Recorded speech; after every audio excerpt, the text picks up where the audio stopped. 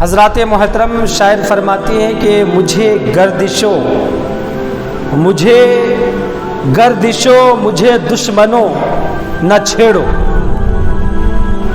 مجھے دشمنوں نہ چھیڑو، میرا ہے کوئی جہاں میں۔ اگر ماں باپ نہیں ہے، بھائی نہیں ہے، بہن نہیں ہے، رشتہ دار نہیں ہے، تو اس کو بھی ڈرنے کی ضرورت نہیں ہے، اس کو بھی اپنے آپ کے اوپر فکر کھانے کی ضرورت نہیں ہے، اور دشمنوں سے بالکل خوف کھانے کی ضرورت نہیں ہے۔ مجھے دشمنوں نہ چھیڑو، میرا ہے کوئی جہاں میں ابھی پکار لوں گا، نہیں دور ہے مدینہ، میں ابھی پکار لوں گا، نہیں دور ہے مدینہ۔ ارے آپ دل سے پکار کے دیکھو، میرے آقا وہیں پہ آ جائیں گے۔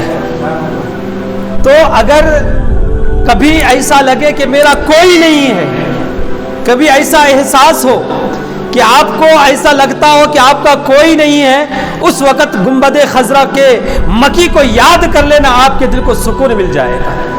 آپ کو احساس ہو جائے گا کہ ساری کائنات آپ کے ساتھ ہے، پوری دنیا آپ کے ساتھ ہے، دنیا کے ہر آدمی آپ کے ساتھ ہے۔ لیکن ہم کیسے معلوم ہے کہ ساری دنیا ہمارے پاس ہے، نبی کی محبت نہیں ہے، ہر چیز ہمارے پاس ہے، نبی کا عشق نہیں ہے۔ ہم ہر چیز کی سہولیت کے ساتھ زندگی گزارتے ہیں، ہمارے پاس نبی کا درود نہیں ہے۔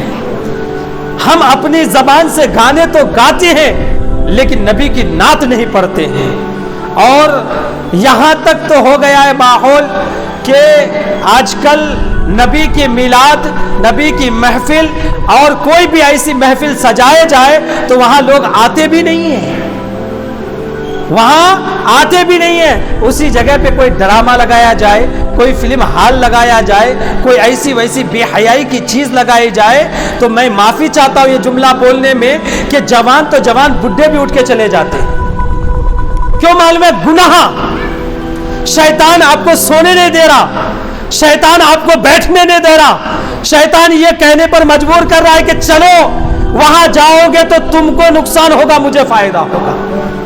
شیطان کیا کہہ رہا ہے کہ وہاں جاؤ گے تو تم کو نقصان ہوگا، لیکن میرا فائدہ ہوگا، اور ابھی جو تم جاؤ گے تمہاری آنکھوں کا فائدہ ہوگا۔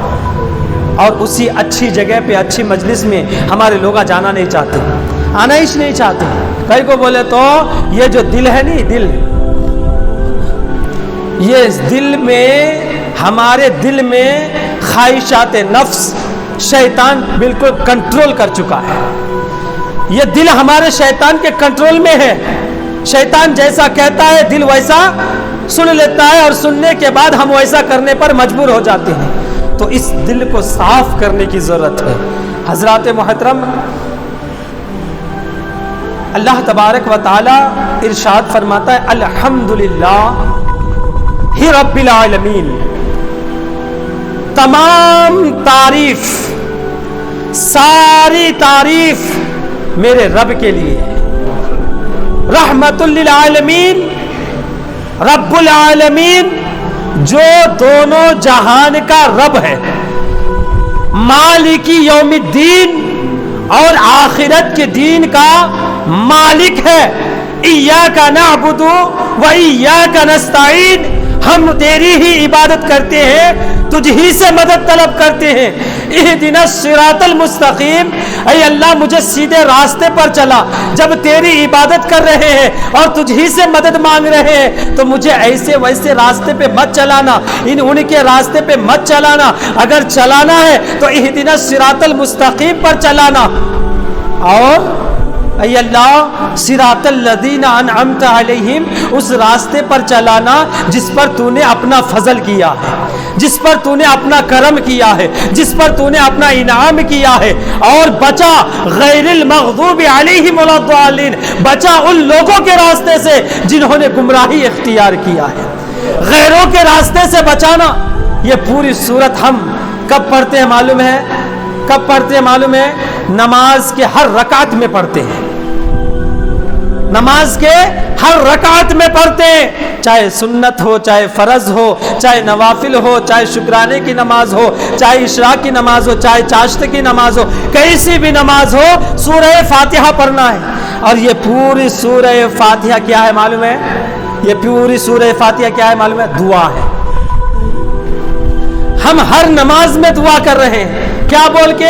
ऐ अल्लाह मुझे सीधे रास्ते पे चला, ऐ अल्लाह मुझे सीधे रास्ते पे चला।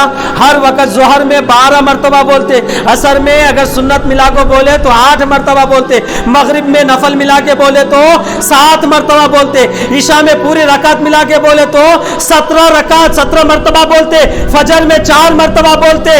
हजरत मोहतरम इतनी मरतबा अल्लाह की बारगाह में दुआ करते, ऐ अल्लाह मुझे सीधे रास्ते पे चला। फिर बिगड़े क्यों? फिर बिगड़ कैसे गए?